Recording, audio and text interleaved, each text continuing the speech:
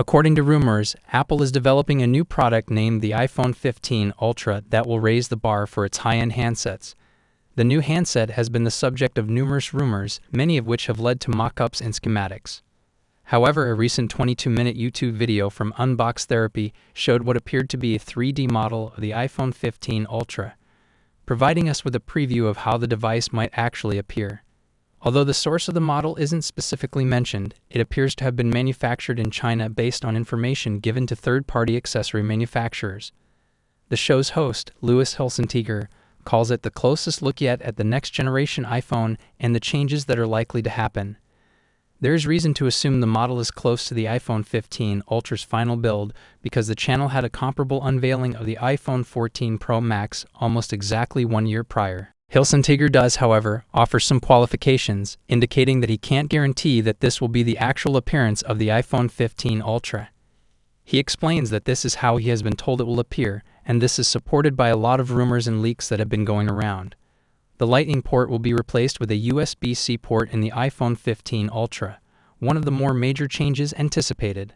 Another notable modification is the narrowing of the bezels, which is illustrated in an image in the movie. Hilsenteger determined the bezel width using a pair of digital calipers, and the result was 1.55 millimeters, a significant decrease from the 2.17 millimeters frame on the iPhone 14 Pro Max. This reduction, he says, does have an effect and feels futuristic. The iPhone 15 Ultra appears to be slightly narrower than the iPhone 14 Pro Max, in addition to having a narrower bezel. Hilsenteger used the same caliper to measure the width of both devices and discovered that the iPhone 15 Ultra variant measured 76.66 millimeters in comparison to the iPhone 14 Pro Max's 77.68 millimeters. Hilsenteger says that although there is little difference, it feels nicer in the hand, which may be due to a little curve where the edge of the phone wraps around the front and rear panels. Hilsenteger did, however, express dismay that contrary to rumors of a significant photography boost, the iPhone 15 Ultra's camera setup appears to be almost identical to that of the iPhone 14 Pro Max.